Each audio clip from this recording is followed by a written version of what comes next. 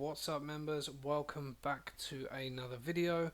Now in this video, going off of the order block video, I'm going to show you how to select a high probability point of interest. Okay, so now this relates to order blocks. Order blocks, points of interest, it is essentially the same thing. The title does give it away. Point of interest, you want something to have happened that's interesting, okay, in the market. Now, before we get started, the way I determine the two is that a point of interest is just somewhere I want to monitor the markets, okay. If prices hit a point of interest, it's just the area where I want to monitor price and see if there is a trade playing out that fits my criteria. An order block, on the other hand, I would use as a term of a position of entry. Okay, I would enter from an order block. I want to investigate price at a point of interest. Okay. It doesn't matter how or what you call it. There's a lot of BS about terminology in the forex space. You can call it what you want. You can use it however you want. It really doesn't matter. All that matters is you are getting the mechanical, technical aspects correct and using it correctly. Okay? So let's get into it. So it's very simple. I'm going to keep it simple. To pick a high probability point of interest, somewhere price is very likely going to react from, we need these key elements. So first off, same as the order block video, we need price to have left a fair value gap. Okay, we want to see a fair value gap after our little block candle here, and as you can see in this video, I have drawn it how I usually do it. I've gone from the wick of that candle, the candle before the gap, down to the low, and you'll see why this is important in a minute. So number one criteria, it's left a fair value gap. Number two, you can see what's coming. We want price to break structure. Okay, let's jot these things down as we go. So fair value gap, number one. Number two, break of structure. Okay, same as the order block criteria. The only difference here is this. Okay, now here we have a set of equal lows. Okay, we've got some sharp wicks in the market. Liquidity sat below. This area here is a pool of liquidity. Okay,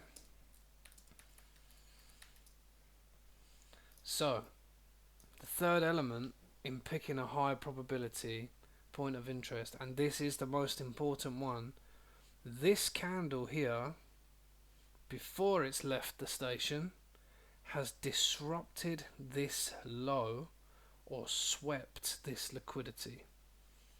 Okay, it doesn't really matter again how you describe it, what terms you use, okay, but it needs to have disrupted the high or low.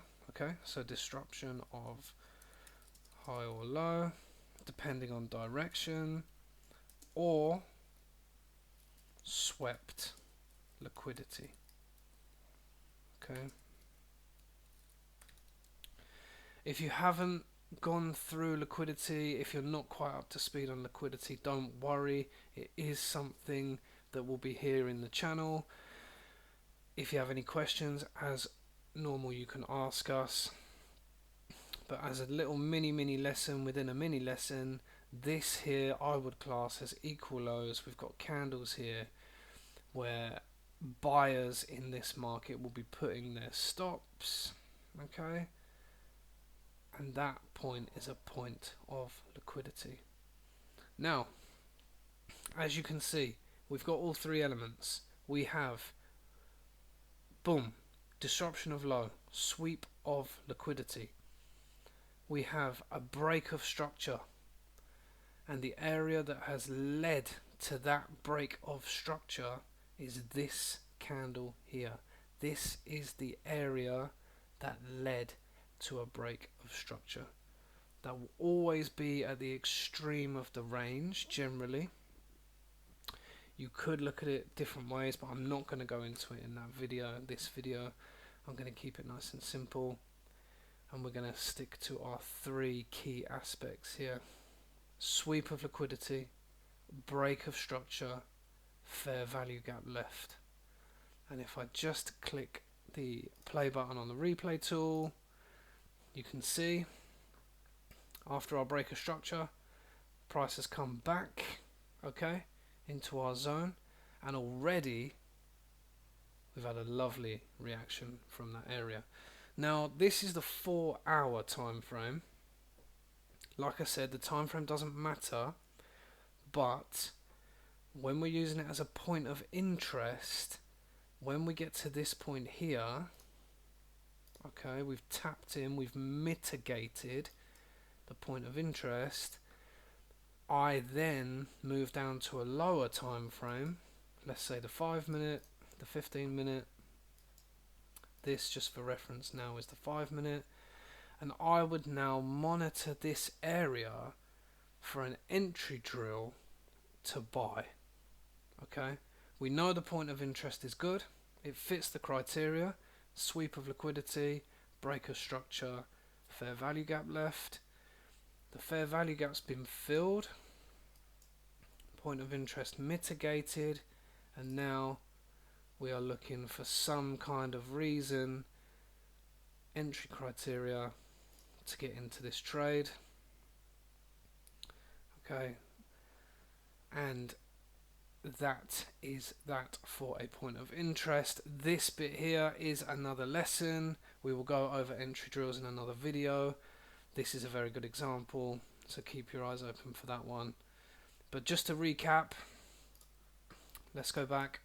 Very simple: sweep of liquidity, break of structure, fair value gap.